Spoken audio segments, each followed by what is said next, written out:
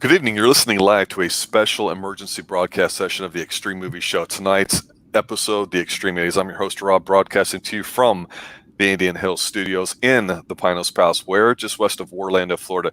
And gentlemen, I've got real RDV with me tonight from the great Midwest. Of course, I've got Ann Latine, co-creator of the Xtreme Movie Show, and also from I Love Comics. We have a very, very special emergency broadcast tonight. It is the 1987 cult classic movie that Ian and I have a lot of backstory to, in all seriousness, if I could be serious for a moment, and it's Miami Connection, starring Grandmaster of Taekwondo himself and motivational speaker on the side, Y.K. Kim. Good evening, gentlemen. How are we this evening? Oh, Peachy King. Doing great. As far as I know, this is a true story, and Ingleton was in there. Weren't you in this movie? Yeah, a couple of times, yes. You were the guy that got kidnapped with the mustache and Jerry curls. Right, yes, because a long time ago, white people with Jerry curls was very in. Well, here's the thing. We've been talking about the 80s lately with some of our action movies, specifically RDV and I with Girls with Guns. We've been doing the top 10 Tuesdays, and we're in the middle to the late part of the 80s. 1987 was coming up, and actually in 1986, the doctor and I just reviewed American Anthem, and we've done some pretty bad movies, but the whole key thing that we've been discussing for a few weeks is this. We talked about how about 1984-ish, around then, movies seem to have peaked and started to be on their decline even till today. And we talked about how 80s movies are their own special subgenre where they're 80s-fied, whatever that action word might be. It's hard to explain. But American Anthem, when the doctor and I went through it, totally explains it. And the doctor even, I think, was a great demonstration when he was explaining to everybody, hey, I saw this for the first time. And at the ending, yeah, I know it kind of sucked. I know it was kind of stupid. Yeah, the writings kind of sucked. Yeah, I don't get why the father broke the guy's arm for no reason. And all they needed to do was talk. It was really dumb and stupid. But feeling pretty good. I'm feeling kind of pumped up afterwards. I'm feeling like I want to kick ass and run through a wall. And doctor, no other movie does this more than this 1987 movie, Miami Connection. We have cocaine ninjas, we have white ninjas, we have black ninjas, we have motorcycle ninja gangs, we have Park Avenue, we have Church Street Station, we have Magnolia, we have Orange Avenue, we have Park Avenue, we have the park on Park Avenue, we have karate. Now, excuse me, I don't want to correct me and beat me if I get this wrong, E. Taekwondo experts kicking ass in here. We've got fights in some of our public parks that we got here, and we actually have a very high body cap, but nothing says 80s of this movie. It's not just Y.K. Kim and all this martial arts nonsense we're going to talk about. It's the fact that it has an incredible synth wave music sound piece from start to finish that absolutely makes the movie, and without it, we would really be pissed at it.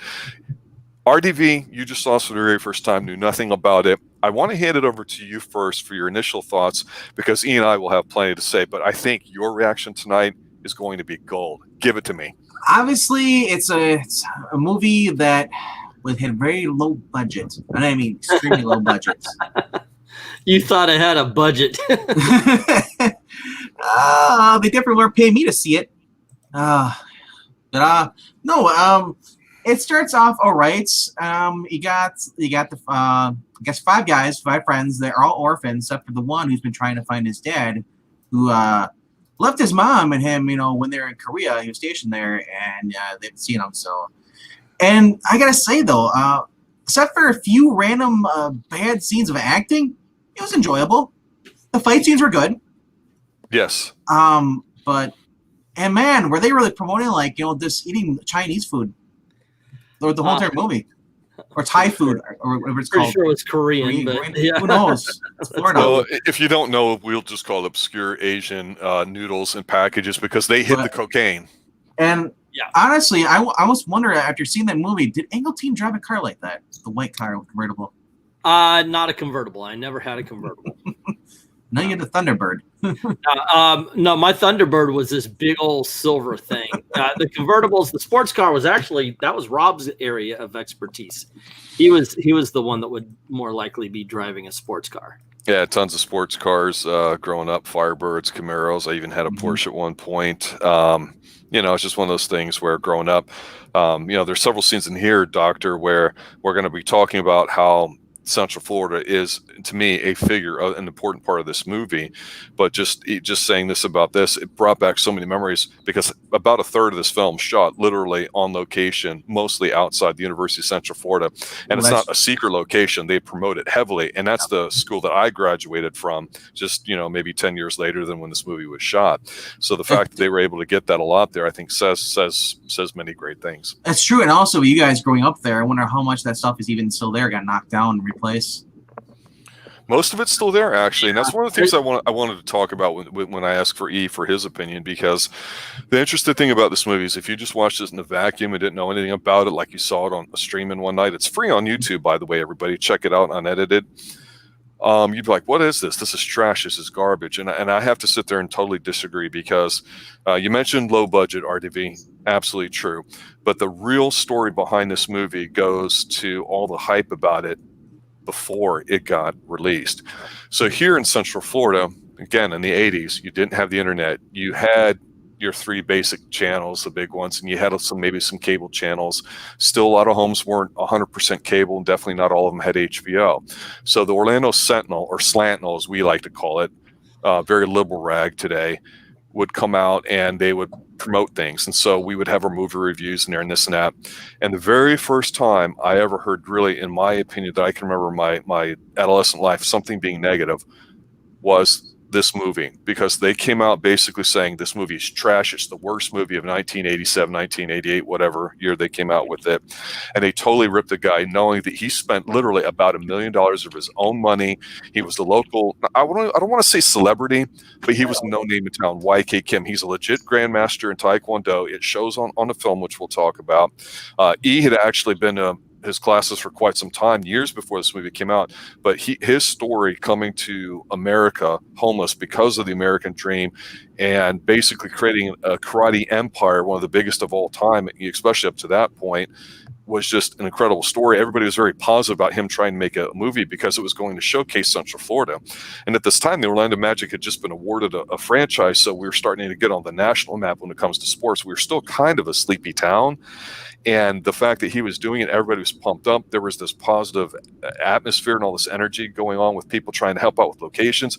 He mortgaged his home. He was newly married. Everything about it to make it. And then when it came out, we weren't expecting it to be Rocky. We weren't expecting it to be anything like that. It was entertaining. It was fun. It put Central Florida in a good light, and it did what it wanted to do, and that was showcase Taekwondo in a positive light. And honestly, when this came out, everyone was kind of like, what? Why the hell are you guys bombing this movie? It doesn't make sense. And it really kind of crushed them, and the whole idea of this, and it literally sat for about 25 years before somebody on a whim found the reel, and it got lucky and out created a second life, which now it's super hot. So after my rambling here a little bit, that's really the big picture before the movie, because I think that's really important to tell for the backstory. Let's start from you from the beginning. I know that you took lessons there. I went with you a time or two, but start from the beginning with what you know about YK Kim and how you became involved with it. I know there's a lot there. Well, I became involved pretty much why I might do something like this with my kids. My dad, who was an Army Ranger, I remember we would actually talk about, oh, can you beat your dad? Can you beat your dad? And I'd be like, no, because he was an Army Ranger, let himself go a little bit, said, let's go get some exercise. And we, all along around that time, all over the freaking TV, you would see YK Kim commercials. Kim's karate. The man's, even today, his accent is thicker than freaking peanut butter. High energy individual. He is very much so. And that was one of the videos. I remember Gail and I, when we were first married, we were like, what did he say? We actually recorded once and rewound it. And he's like, yeah, how about that? Coming out. And we figured it out. It's kick out the bad habits. Call me now. But yeah, so we go in and you meet. He actually was there, and he was very personable, very very nice to everybody. His whole thing was that if you learn the discipline of a martial art, if you learn, in his case, of course, Taekwondo, you could apply that to any aspect of your life, and you could succeed. Even if you fail, you learn to get back up. You learn to, failure is not the ending. It's just, the beginning of part 2. So he's a very positive person. I saw that special you gave to me, so it was a little bit of a hit when I saw that, how low he went, because of this movie. So, but yeah, he was very kind person. I can't say so much about some of the other people in this movie. I remember the taller guy was a dick. The one was like, "Hey, baby, you want some fries with that shake?" That guy, he was. But it was really cool, though. Learning that stuff. I can't say I went to, I didn't become black belt in it or anything like that, but I did hang around. Also, another connection to the movie would be that I was working at the United Artists at Republic Square. That was it. We were trying to think of the company we used to work with. It was United Artists at Republic Square, and YK Kim came in, and I had to, hello, Master Kim, and we found out that he was trying to find a theater that would show his movie. And he was actually going around seeing if they would be able to rent him out a movie theater so he could show his movie. And he was going door to door. Yeah, in person selling it himself. Nobody would do that these days. Yeah. And I thought that was kind of awesome. To me, that was inspirational, because that told me, if you make a movie, that's the way to do it. Go out and just say, "Hey, can we do this? Can we do that?" And I would just think that maybe that would actually be harder now, because mom and pops theaters are going by the wayside compared to all the franchise theaters that are popping up around here. I remember we used to have a pretty good one out in Winter Park. And of course, the Enzi, and you and I have talked about that before. Mm-hmm. But it was really interesting, because when he came in, I've got to tell you something. I detected an air of desperation that, and when we put it in, we thought it's a YK Kim karate film. But thankfully, when I saw it, I never knew. I never knew, because me and the manager at the time, I was one of the assistant managers. So the manager at the time was a guy named Sparks. You remember that guy? Yes, I do. He was like another guy. I would never understand him, and YK Kim talking is like the Batman and Bane talking at each other. You just don't understand what they're saying. But we agreed to show the film. So Sparks and I, we rolled it up. I went up and threaded it and put it on, and we watched it. What happened was the most glorious, and I'm going to say it, POS I have ever seen. This movie, in my opinion, is a bad film. I mean, by every measure of the word, this is a bad movie. This is technically speaking. Yes. Because cinematography is bad. Acting is bad. The directing is bad. They hold on scenes and they cut scenes at the wrong time. Everything about this film is bad, but because it is one of the most entertaining films you're going to find. But what we got out of it is what you're talking about, Rob, is we're sitting there watching it going, wait a second, that jungle they're running into is the park downtown. Yep.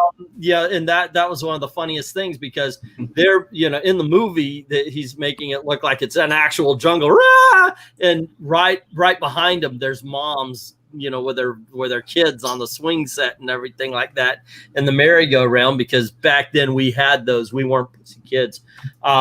Still got them here. Spin that thing fast and watch the kids fly off.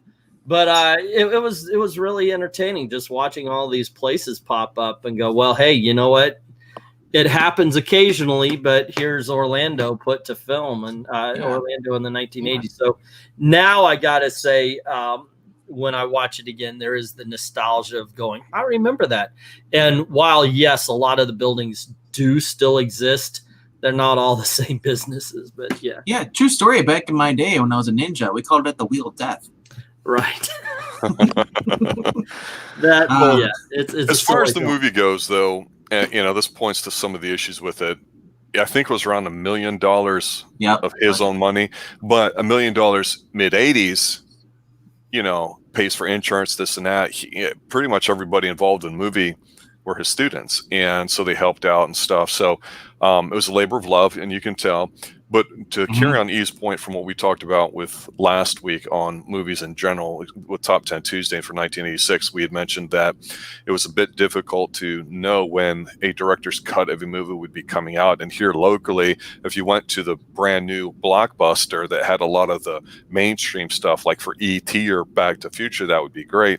But if you wanted anything independent, which there's not a lot of, and this certainly was, or anything from overseas or artistic or adult movies, you had to go to one or two of the small mom and pop things. And that's when we really started seeing the separation of the big giant places and the small ones. So Orlando, just by itself, I will say this, always had the notion of being its own great little private town. Things started to really go downhill in the 70s. Now, beginning of 70, you had Disney open. Beginning of 80, you had Epcot. Beginning of 90, you had Universal. So every 10 years or so, you had this major growth factor for it. But unfortunately, like I say, in the 70s, there were some things that changed in Orlando. A lot of old money and a lot of old established areas became very dirt poor, and people really kind of ran off. And a lot of people from out of state moved down here and made it their own. Combine that with a couple of freezes in the late 80s, early 90s, the citrus industry is gone. So right now, it's basically a two-tier system like Asheville, North Carolina, or anywhere else. You've got basically your laborers that work in entertainment, International Drive, that sort of thing, Disney and all the theme parks. And you have a few working professionals, and that's about it. And at the time, martial arts still was a pretty popular community. It was by a few pretty decent bookstores that E and I used to hang out to. So it was not uncommon where if there was going to be a Rocky Horror showing, that maybe E's brother might know something about it, or E himself, or I might hear something from Pine Hills and all that. So Orlando just wanted to try to be bigger than what it was. And like a lot of cities fails at doing so, because you can't force that to happen. It has to be organic growth. And it was really disappointing when YK Kim really put all this effort and love into the film. It was like one of the last little things to happen, because, hey, we're a big team now. We've got the magic. We're going to do this. We're going to make a play for baseball. And Orlando just tried to grow too far, too fast. And it's always a sad tale. In this movie, there's a few shots in Miami with the cocaine lord and ninjas. So RDV, it does actually follow the template we've talked about with a lot of the 80s action films. The Girls with Guns, the ones overseas, the Chuck Norris ones, start off with some action, so you get some good stuff. And I will agree with you. Editing aside, it's not flashy editing. No. There's a lot of really good stuff on screen here. And yes, some of course, is rehearsed, but it's not bad. The fight scenes are good, especially with kids on screen. There was a lot of cringe, but they tried to battle up the cringe by balancing it out with like shots of girls in bikinis and stuff on the beach. I'm like, you guys are just trying so hard. Like, we got to get this in there. At least please someone in there.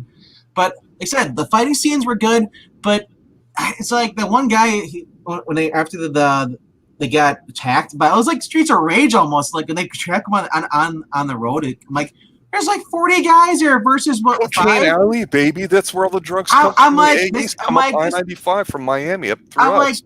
Like, this kind of reminded me of the Warriors a little bit, and they all run away because they're being chased by the gangs. The Warriors. I know, but and then the one guy, he's like, well, I don't want to. Maybe we should pick another job, and then we could go to like do world tour of peace and stuff. I'm thinking like, okay, now they're getting the good guys are getting too hokey, too good. And I'm like, come on, where's your edge? I mean, we joke about Dudikoff, but Dudikoff has an edge, he'll fight nobody believes him. But the main guy, being a karate guy, I'm like, this guy's what, 6'5", lanky. I'm thinking he's trying to hide behind the little box. I was like, I just started losing. I was like, how can you not see him?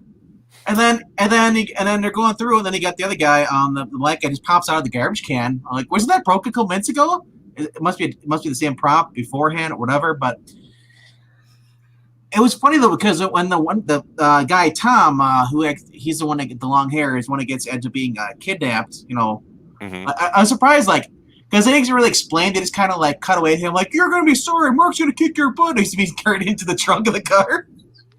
And then they throw him in there, and like, So then when the guys go to get him, I'm thinking like, okay, where is everybody? And like at first I didn't see him because I didn't think the one guy, the guy is supposed to be from like he's Jewish, whatever. Mm-hmm. I didn't think he was going to show up because the last one at the railroad park, wherever that is, he wasn't there. Like he didn't give a crap. No, those three guys went and like basically like defended themselves. I like, is that a real true friend? You don't want to help your guys out. You just like, I'd rather just be a coward and just sit at home. I can't go meet up with the other gangs. I got to do my homework. So what it is this cocaine drug lord for people that care about plot, because we kind of don't. Yeah. They're running up. They have the ninja gang, and the good guys are part of this. The scene that killed it for me, though, the scene that just made me roll my eyes the hardest is when the guy's crying about, it's like the letter is like my dad and stuff. He's telling the whole story about his dad. My dad, he didn't love me, and I'm thinking like, how long is this freaking scene gonna go on?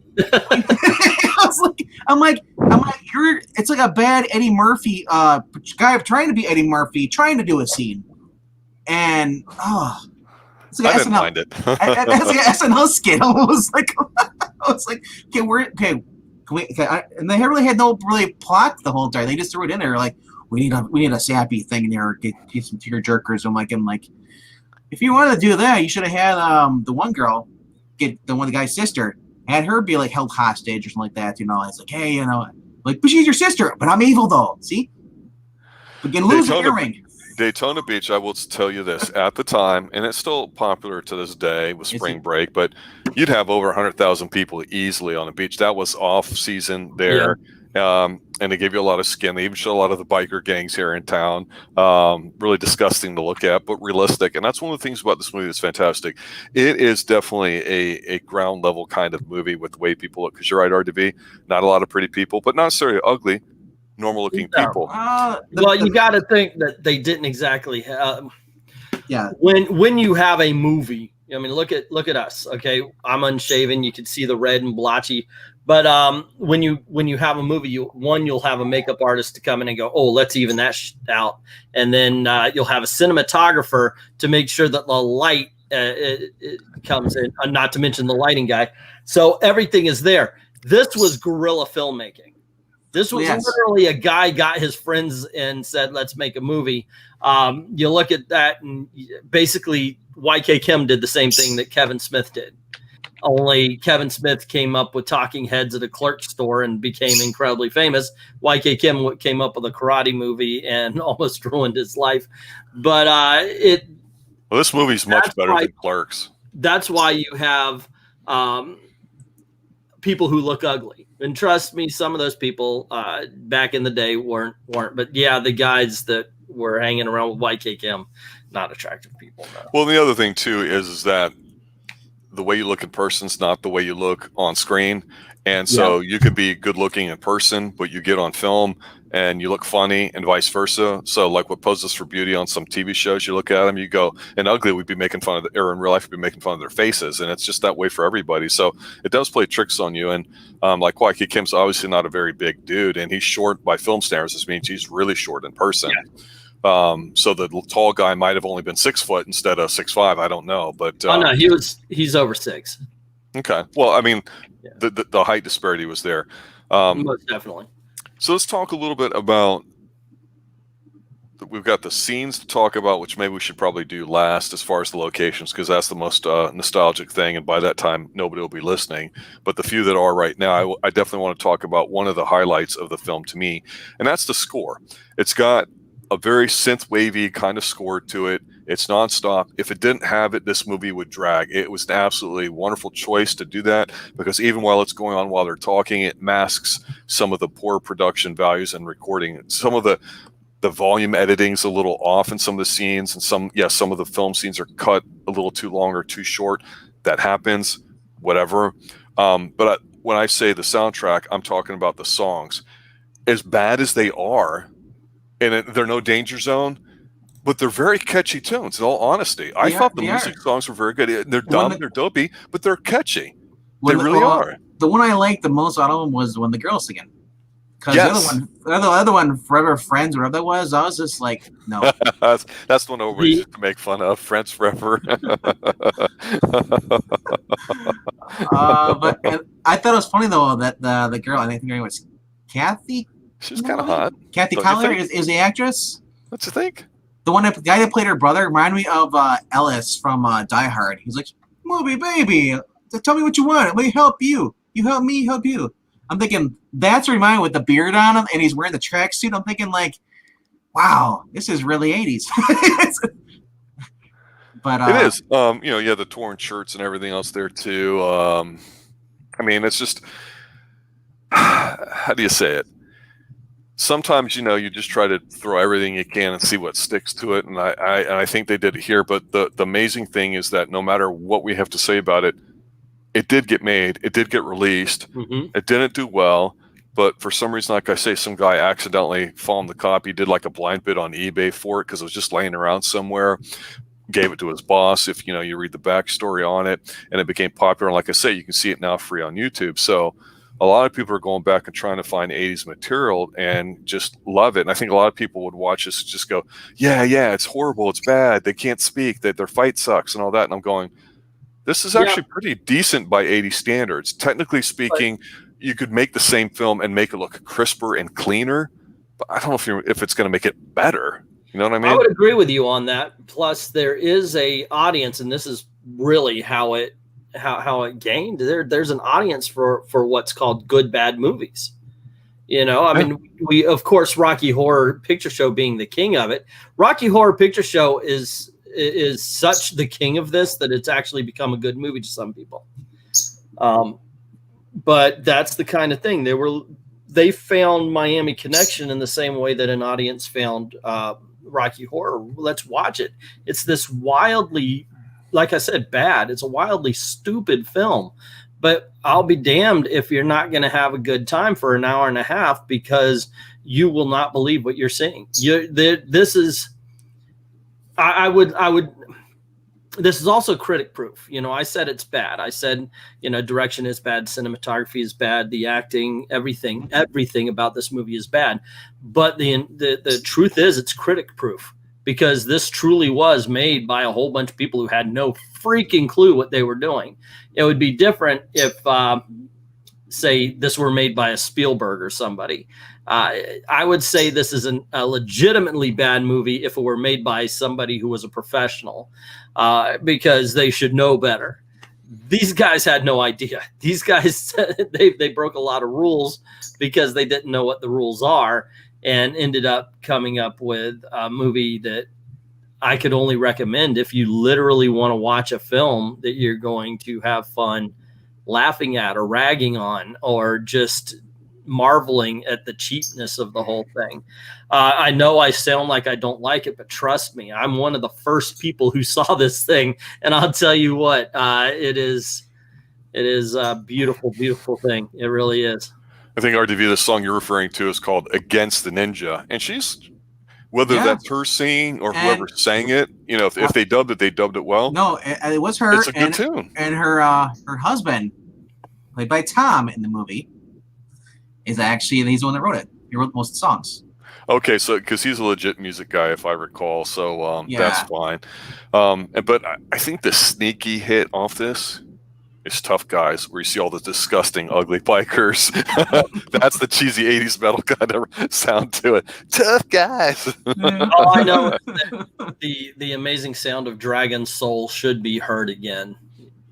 So apparently, speaking of that Friends song, was actually used recently, I guess in 2013 when they had Far Cry 3, Blood Dragon. Yep. So they actually reused that movie in the game or the song. So I was like, oh my gosh! Like, why would you do that? It was around 2012-13 that this started to get legs. It was finally edited, cleaned up, and released on streaming plus before it only been on VHS. I got to tell you something. I was lost. I got to tell you, I was jealous. When I saw it had an article in EW and everything, I was like, oh man, this was my movie, man. This is, and by that I meant nobody knew of this film, so it was really cool to be able to go, if you really want to see something, check out YK Kim and Miami Connection. Wow. But after that, Entertainment Weekly did an article on it, and it kind of went boom, and everybody who's looking for a good bad movie experience has discovered it. Apparently, it was also in the Pharrell Williams' #1 hit song called "Happy." Came out to the 14. In the video, they actually had the dancer was seeing a Dragon Sound cut off T-shirt. And I think sometimes, sound like old man here is that when younger folks latch onto the old stuff, it's like you don't know what it means, and it's like you feel like you're just stealing it because you think it's cool and retro and hip by reaching back to something. That's playing. That's not being real. And like I say, we are based from Central Florida, so we grew up with all this, and we still live there. So it's not like we've gone anywhere. But to me, that kind of brings us to one of the last things to discuss, and that's the actual scene selection. So the reason why it's important is because we've walked these streets. We live these streets. My mother-in-law lives, like literally 2-3 blocks away from the park that I believe where the ending scene was shot. The jungle. The jungle, yes, with the river and all that underneath. It's a ditch. It's a big ditch. It's a river by Florida standards. He drowned that guy in that one. He did, and he came out of the bamboo. And anyway, but here's the thing. So for Florida locations, the best fight really is the one that's literally the heart of downtown Orlando. Now, some people will say at the heart of Central Florida is Lake Eola, where you can walk around there and feed the swans. That place at that time in the 80s until the early mid-90s was where all the whores and the prostitutes and the pimps and the drug dealers, that's where all the bad stuff element was at. And so literally 2 streets away is Orange Avenue and Magnolia, and also you've got a few others that are down there, but Church Street. And that's, of course, where Church Street Station is. But at the time, the bar at the end, right where the railroad tracks are, I believe it was Rosie O'Grady's. You and I spent I don't know how many hundreds of hours down there in our youth and teens and 20s and all that. But when they block the guys off and they have the big street fight there, I was pretty hot. I was like, this is pretty damn cool. I really wanted to see that in a really cleaned up, restored thing where you could see a bit more of the background. Because now it's all Dubro, dollar beer night bullshit places to go. It's not the same. It's not cool. It really isn't. Yeah, it was really nice. And then, of course, they're running down the streets, and they're on Magnolia, and you can see the street sign, and you're like, yeah. And I'm telling you, YK Kim's scenes in here are really, really good. Yes, they're staged like everywhere else goes, but you know what else is staged? Any of that It Man crap that you go, yeah, that's nice, that's beautiful, whatever. The difference, though, and I think there are some good fights in this, and mostly, if you're watching YK Kim, you're gonna enjoy. This is the difference between you watch this film, you can see the difference between, say, a black belt and a grandmaster. YK Kim moves naturally and smooth. There are a couple of times where you see people like they're waiting for their cue to jump or to duck, and they're almost bouncing in order to get ready for it. And I've seen these little demonstrations. YK Kim, like I said, he's a very inspirational person, and he would like to. He did demonstrations with his better students. Like this, even in classes, he would show up just to show, this is what you could do too. And they would do these things. It was very staged, like obviously, he would kick at them and it would no way, shape or form being in danger of actually hitting them. But he was always better at selling it than the person with him. And I feel that you see this in the movie as well. YK Kim, had this been a better film, I think could have had a career. Unfortunately, he got his friends to make it.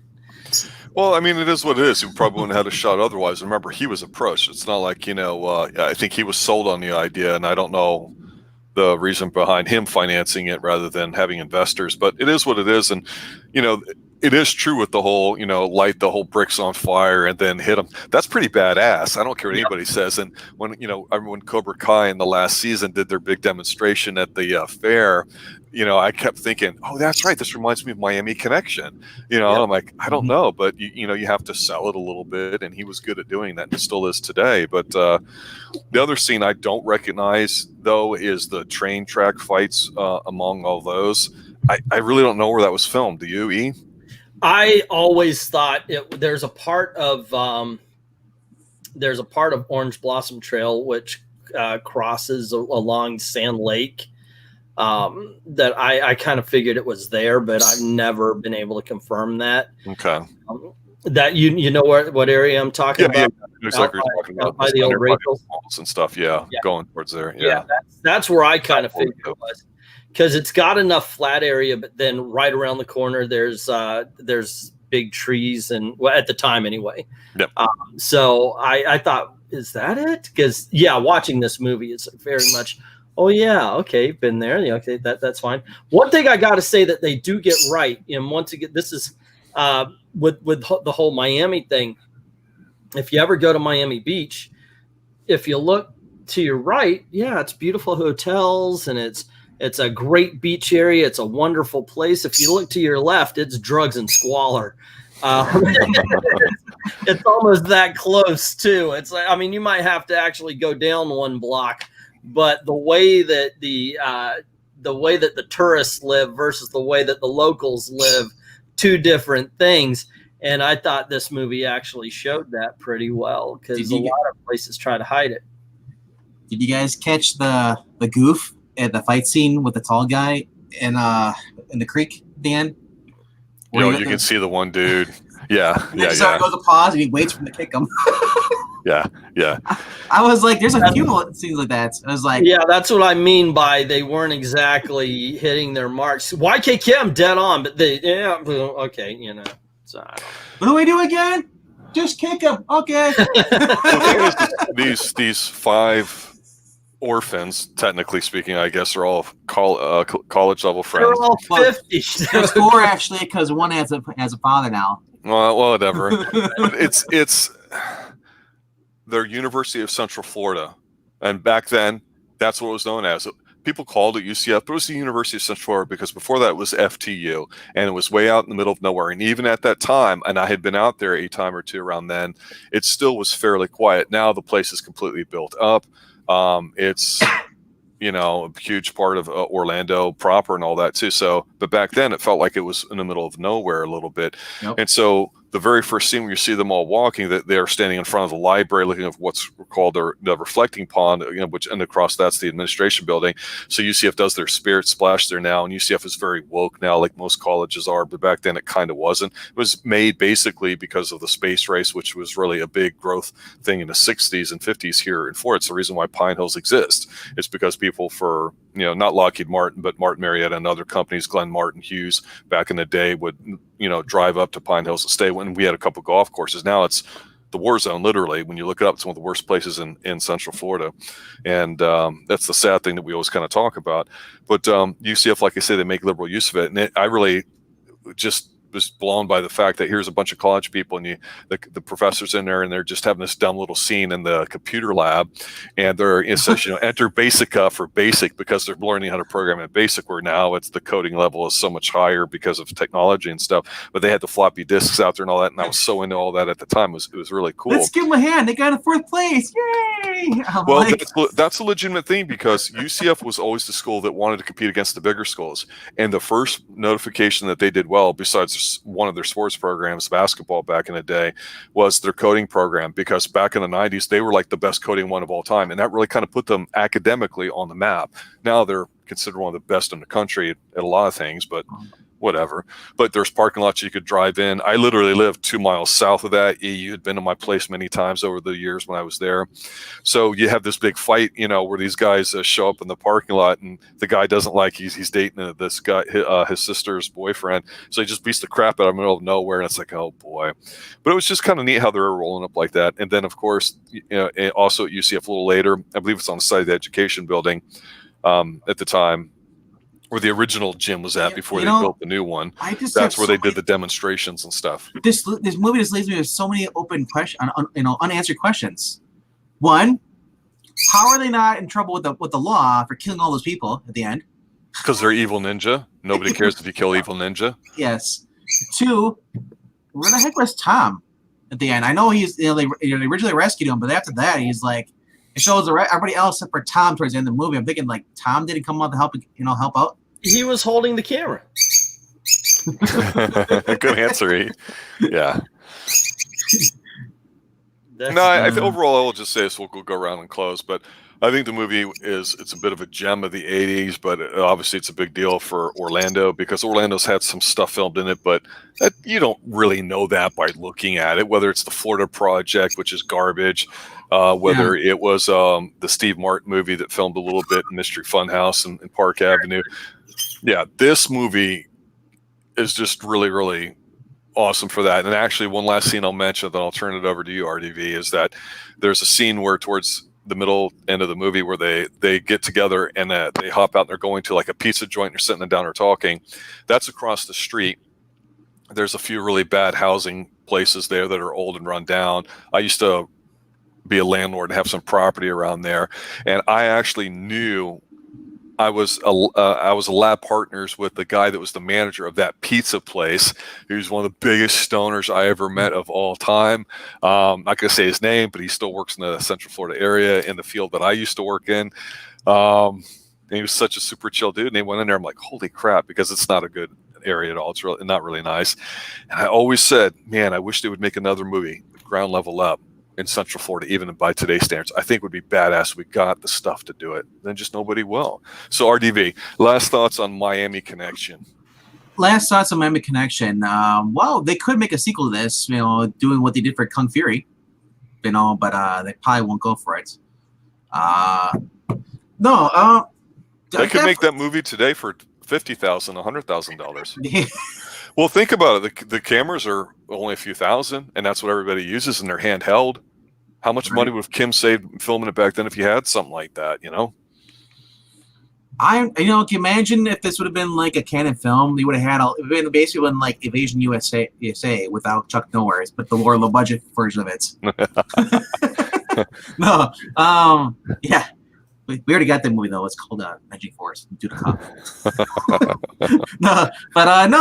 For being a first time watching it, I don't like as much as you guys. You guys are more connected to its locations, everything, and growing up with this.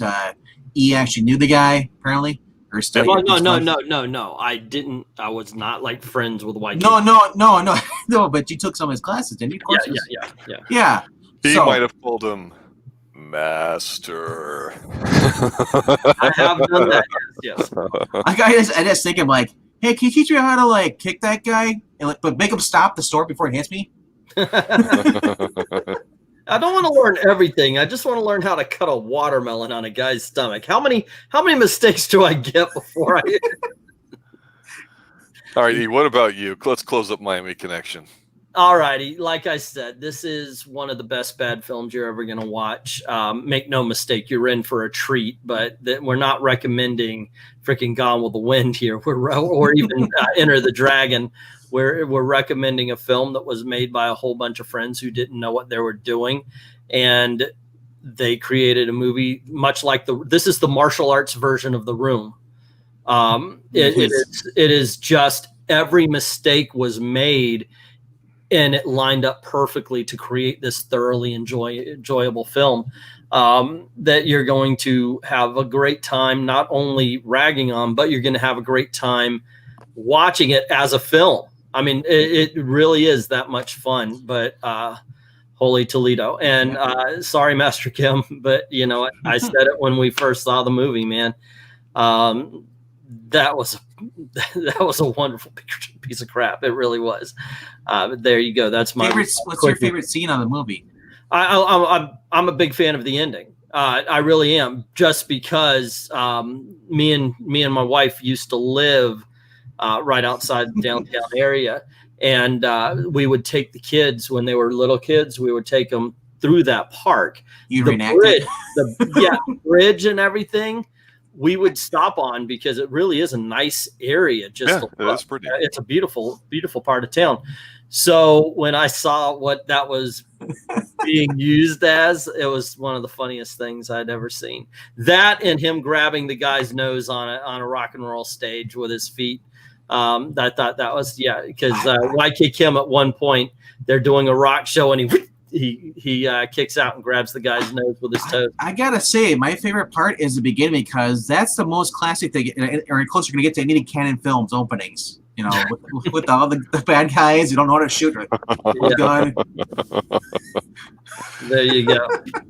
You go, guys. Miami Connection, 1987, starring Grandmaster YK Kim and a gazillion of his students. A micro-budget movie that's got some legs, recently regained some popularity. It's definitely worth checking out. Doctor, all I'll say is that, it's one of the bedrock films that Ian and I have always talked about doing on here. We had to build up to it, and a lot of it really kind of depended on how well the Build 80s up to it went. You're building from this up. I'm going to disagree with you on that.